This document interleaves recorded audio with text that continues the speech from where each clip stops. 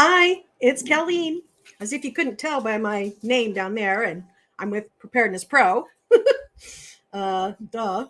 Um, I am going to talk to you today about water filtration facts. And I go over this in great detail in my book, Neanderthals in the Kitchen, which is available in paperback and ebook now. Yay.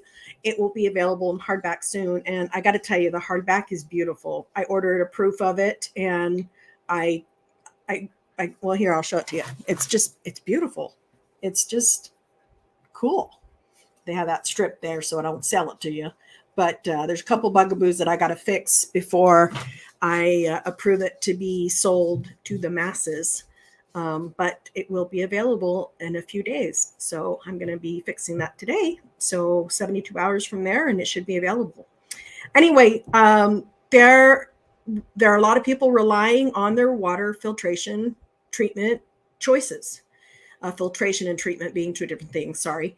And a lot of people think that they have the best option out there. I've read a lot of questions in preparedness groups, what's the best water filtration? And I read the answers and I just bite my tongue because I don't want to get sued. Nor do I want to start quarreling with people because they've spent a pretty penny on some of their choices, and I don't want their ego to be at stake. Because nobody wants to find out that they spent too much money on something that's not going to work very well for them. So I'm just going to tell you the facts and let you do the research yourself and decide for yourself if you chose the best option. So let's talk about it.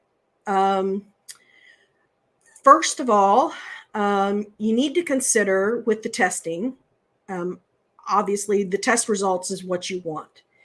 And I found it interesting. I looked up a couple of the big sellers just before coming on, and I thought it was interesting that one in particular that people are very familiar with no longer touts just how great they filter. And I thought that was very interesting. At the trade shows, they do the red food dye test. Look, there's red food dye now, but there's no red food dye now. And I'm like, that's a food grade ingredient. You darn well better be able to clear that out. It's bacteria and protozoa and viruses that I care about, not red food dye. I can drink red food dye. Not thrilled about it, but I can drink red food dye. Anyway, I thought, well, that was interesting. So I went to another big seller and found the same thing. They weren't advertising their test results any longer. And I thought, maybe some people are getting wise. So maybe you already know this. Maybe you don't need to hear this, but I suspect there's a few that do. I don't think I'm the smartest person in the room because it was somebody much smarter than me that taught me this. A man by the name of Dennis Brown. He worked for a company called Aquamira. Aquamira is one of the few companies I found out there that was 100% forthright, honest in their test results. He actually left the pharmaceutical industry, which he paid attention to the water in the pharmaceutical industry. Left his pharmaceutical job to work with Aquamira. He's no longer with Aquamira now. I don't know where he is. But he taught me a thing or two. He took me under his wing and was very generous with his time and really taught me a thing or two, and I was really grateful for it.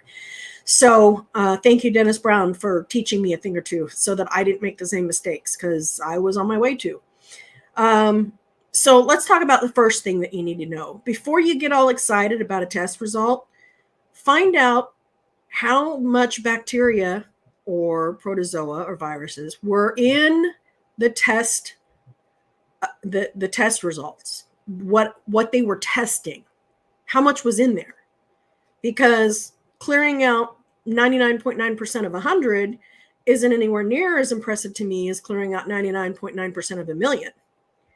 And let's talk about that 99.9%. You need to be aware of the nines.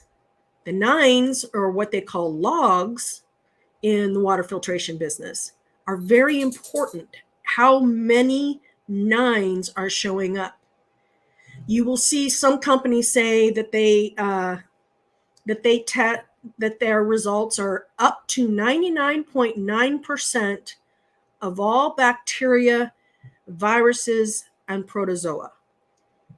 That's a big problem because the NSF guideline is 6 logs, not 3. So you need to see 6 nines, not 3 nines, not 99.9. That's 3 logs. That's 3 nines. So you need to see 99.9999 for bacteria. You need to see 4 logs for viruses, so 99.99. And you need to see 3 logs for protozoa. That's the proper testing measurement. That's the standard. That's the scientific standard if you want to know that your water is clean enough and won't get you sick. Because covering only 99.9% of a million bacteria, it only takes 0.01 to get you sick, folks. It doesn't take that much. So that's the first thing that you need to be aware of, is to make sure that you know what's in the water to begin with, so that you can be suitably impressed. Okay, so that brings me to another point.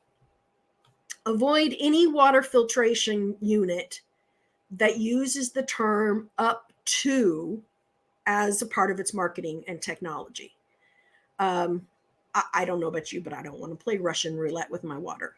So when a company claims that its treatment or filtration removes up to 99.9999% of all bacteria, that simply means that the unit can remove that much, not that it will do so every time. So if you've ever recovered from a nasty digestive illness, you will know that you had an up to experience. I'm not going to go into that any further. I do so in the book, but just beware of the up to. They're very specific in the words that they choose. The words that they choose were crafted by lawyers, keeping them out of trouble. Okay. The filtration and the treatment, this is the third thing you need to be aware of, is the filtration and the treatment tests have to take into consideration the size of the invaders that they're attempting to eliminate. So let's say that a water filtration unit bragged about cleaning out 100% of all the golf balls from your water. That's great, except you're not afraid of golf balls in your water. You're concerned with something much smaller, like the bacteria and the virus. So those standards that I told you about are the logs. That's what you need to be aware of. So remember, 6 nines for what? Bacteria. 4 nines for what? Viruses. And 3 nines for protozoa. Protozoansis is what they call it. So now you know more than most people who are shopping for water filtration. It's indisputable physics of bacteria and viruses that in their sizes. So you've got to test differently for them. So then there's the other thing, and this is something that I'm really concerned about. I got to be careful how I phrase this. And don't worry, I'm careful in the book too. But me gabbing, sometimes my tongue gets all excited. Well, let's just say this way. Okay. So let's say, sure, it cleans the water, but how long do you have to wait in terms of contact time? Now, let's talk about a Berkey filter, and I can talk about a Berkey filter. Your Berkey filter, you're going to go through a Berkey filter long before you're going to hit the maximum number of gallons that it can do. And that's because of contact time. Humanitarian brands all over the world are using a certain brand, but it's an up to phrase, and they're not taking into consideration contact time. For example, iodine, you've got to have 48 hours of exposure time to impact the pathogenic invaders in water properly. So hopefully that rings logical to you. boiling water, we know boiling water is a great way to kill the bad guys, right? But we also know that it takes how long to boil the water? 60 seconds, not 50 seconds, 60 seconds. It's a minute. Chlorine, when you use that to treat water, it's 8 drops per gallon, and it needs 30 minutes of contact time. So contact time is really important when it comes to filtration. You can't just say, whoops, da-da, whack, we took care of it, and now it's all dead. Nope, it's not like a bullet. They're not dead on contact. It doesn't work that way. So exposure time is not readily available on most manufacturers' websites or print media. So the best way really to protect yourself is to contact the company directly and ask for those answers, and use the standard rules of thumb for necessary exposure times. My concern is heightened with any straw products because there's no exposure time there. That concerns me. So I pay close attention to those and their exposure time. I make some phone calls on that. So here's another thing. I was at a trade show once, and there was a guy that says, this is a new advertising thing that's coming, undetectable. The bacteria, the viruses, the protozoan cysts, they were undetectable, as if that was a big, awesome claim. What that means is they did not do their research properly. They only went down to 3 nines or 4 nines for bacteria, and they didn't detect anything. So I asked the owner why they only went down to 4 nines. And he said, well, because after 4 nines, we didn't find anything. So why bother going down any further? It was, he wasn't being a jerk. He wasn't being dishonest. He just thought that he knew water.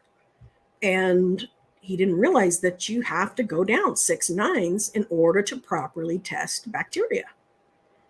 So there's another one that I discovered in the water filtration world. They actually are counting on you not to understand the difference between the greater than sign and the less than sign. They're confusing you by using it. And so I actually saw a big name using the greater than, less than sign. And it said that it cleans, if you know how the signs read, less than 98% of all bacteria. That's what it says right there on their website. Less than 98% of all bacteria. Now, if you're really caring about price and you're trying to prep on a budget, you may think, okay, 98% is good. I can't get 99%, but saving $300, I'm going to go ahead and go with the 98% because you didn't understand the less than and the greater than sign. So get on Google, make sure you understand the greater than and the less than sign. We got to go back to grade school because it's trying to confuse us because we don't communicate in greater than and less than signs in our world every day.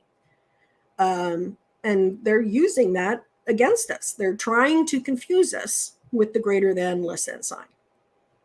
So be concerned about up to, be concerned about non-detect, or it's undetectable. And then the last one is 100%. There is no such thing as 100%. Run away if you have somebody claiming 100%. It's impossible. It's physics. It's science. It is impossible to test properly 100%. It's like pi. Pi just keeps going out. The same with the nines. They just keep going out. So you can't test 100% for bacteria, protozoan cysts, and viruses. So I hope I touch a little bit. Sawyer is a good brand. Aquamira is an excellent brand.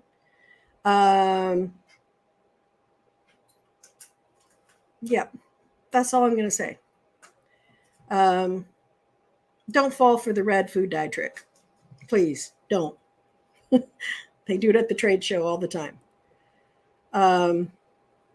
It's that importance of that symbol is really important. So pay attention to that.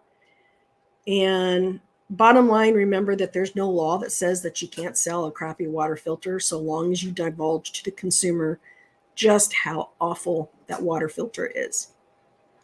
And hey, if you can confuse them, why not confuse them, right? So consumers beware of the nines, that is. So hopefully you won't get buffaloed, and hopefully that non-detect isn't going to sway you unnecessarily, and you won't be beguiled by the next bright, shiny object or any bright, shiny object. And that's all I've got for you today. I hope it's helpful, and I'll talk to you tomorrow. Bye-bye.